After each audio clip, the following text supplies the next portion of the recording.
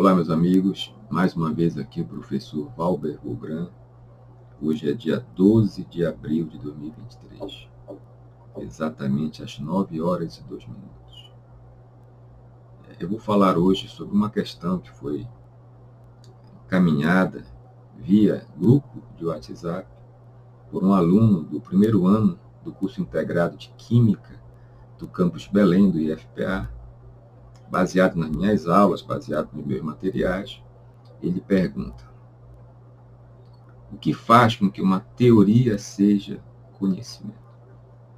Está implícita nessa pergunta a ideia de que não são todas as teorias que têm essa função epistemológica, gnoseológica, essa função de conhecimento, essa capacidade de ampliar, de melhorar, de aperfeiçoar a nossa compreensão sobre as coisas, ampliar a nossa consciência, melhorar a nossa capacidade imaginativa, o nosso pensamento.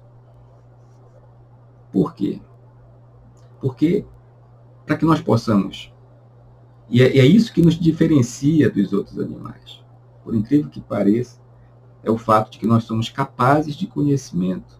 Um cachorro, um gato, um papagaio, eles possuem até uma certa consciência do mundo, conseguem articular algumas coisas, mas não possuem o grau de plasticidade, de raciocínio que nós possuímos. E vejam, antes de eu falar especificamente sobre a própria estrutura da teoria, é preciso considerar a estrutura da realidade. Veja você que as coisas no mundo, os acontecimentos, eles são diferentes uns dos outros, mas em algum ponto eles se encontram. Existe uma conexão entre os fenômenos. Existe um ponto de contato qualquer. E é exatamente isso que a nossa inteligência captura. Essa interseção, digamos assim, que os fenômenos possuem. Veja que eu posso soltar aqui este pratinho aqui de plástico e ele se movimenta. Eu posso soltar esta caneta, se movimenta. Se eu pular ali pela janela, eu que estou aqui no quarto andar de um prédio, eu vou me movimentar também para baixo e não mais gravarei vídeo algum. Ora, o que há de comum? Qual é o ponto de interseção desses três ou mais fenômenos? Embora diferentes, mas tem um ponto em comum, que é aquilo que o homem, a inteligência humana, conseguiu inferir, intuir, concluir e chamar de gravidade ou de atração universal que os corpos possuem. Da mesma maneira, se eu tirar uma garrafa com água da geladeira, isto aqui não é uma garrafa de água, mas é uma garrafa, vamos supor, a gente sabe que a troca de calor faz com que exista uma certa transpiração. Se eu colocar a garrafa com água aqui em cima desta mesa, que é de madeira, a garrafa vai transpirar, né? O líquido vai molhar a mesa e poderá danificá-la. Da mesma maneira, ocorre quando eu, que sou atleta, embora não pareça, eu saio para correr.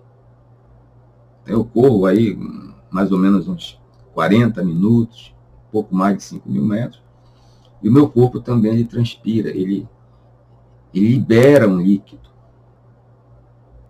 Vejam, são fenômenos que são em si diferentes, mas que possuem um ponto de contato. A explicação ela é muito parecida, porque há uma troca de calor. Então, na natureza, existem acontecimentos que, embora divergentes, aparentemente sem conexão alguma, mas que a nossa inteligência ela percebe que existe algo que pode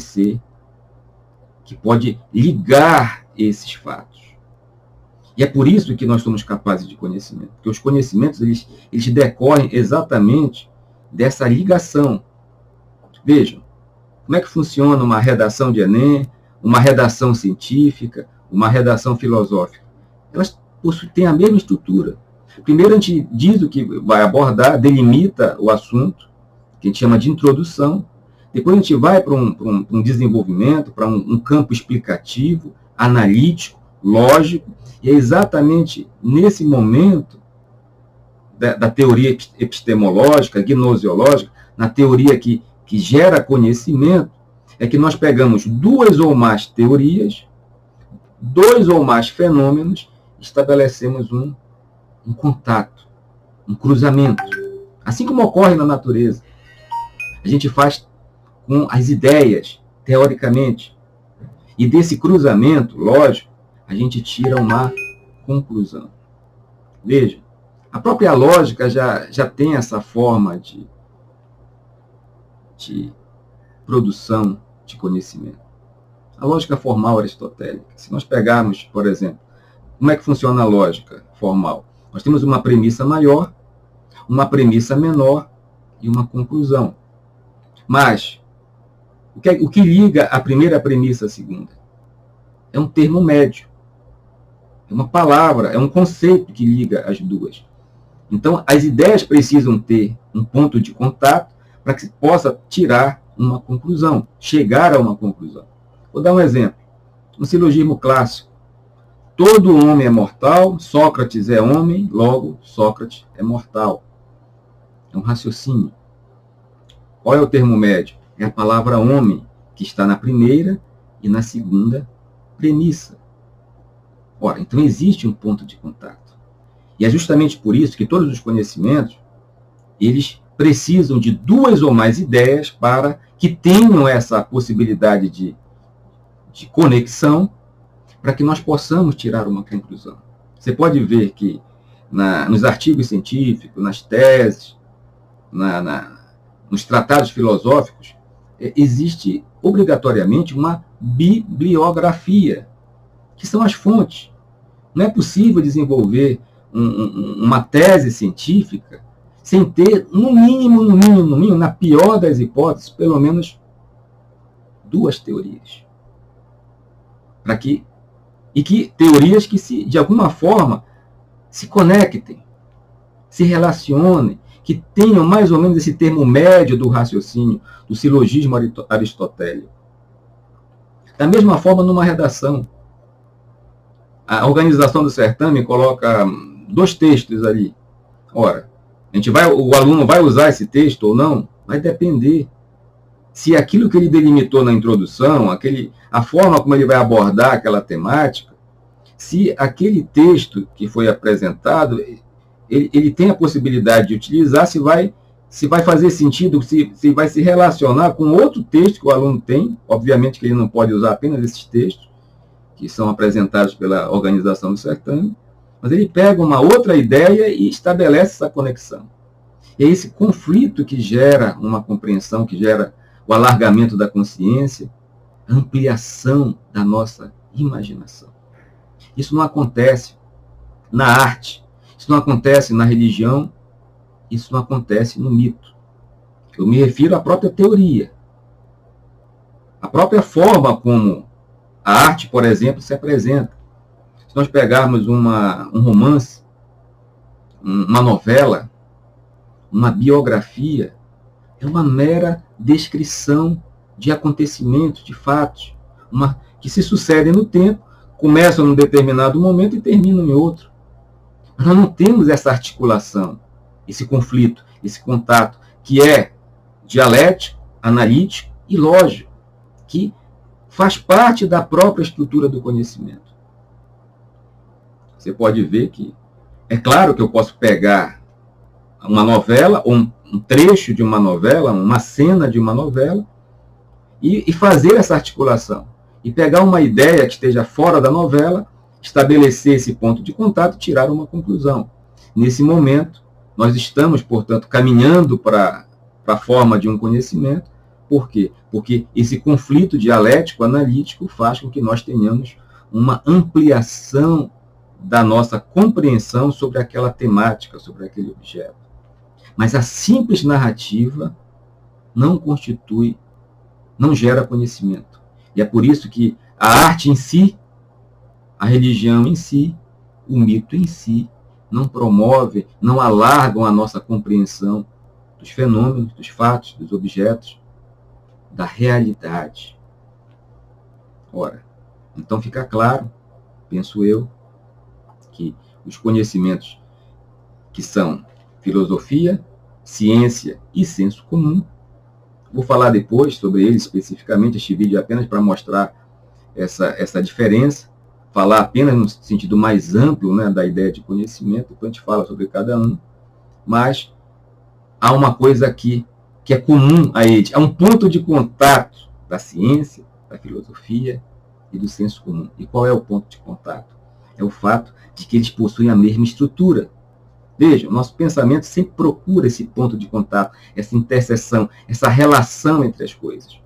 Por mais que sejam diferentes, a filosofia, a ciência e o senso comum, todos eles possuem, guardadas as devidas proporções, uma introdução delimitadora, um desenvolvimento que é lógico, analítico, dialético, e uma conclusão, que é uma intuição, que é uma síntese daquilo que foi previamente analisado no desenvolvimento, na parte dialética, naquilo que nós chamamos de desenvolvimento da teoria. Então, pessoal, analisem, pensem, verifiquem que nós temos a nossa mente ela já é voltada para o conhecimento.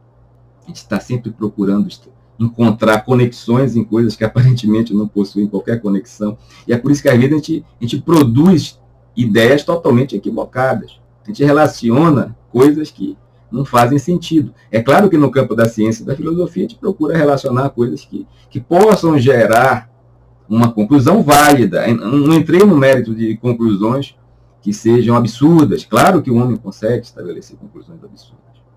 Infelizmente. E nós estamos estudando, seja no ensino médio ou no ensino superior, para sair desse campo nonsense, dos absurdos, né, que é característica, inclusive, das conclusões empíricas, que geram mais sensações e impressões do que algo confiável, é o campo do senso comum, e nós avançarmos para uma conclusão que seja filosófica e científica, e que, de fato, possa ampliar a nossa percepção da realidade, a nossa consciência e a nossa capacidade imaginativa. É isso, pense, reflita e até o próximo vídeo.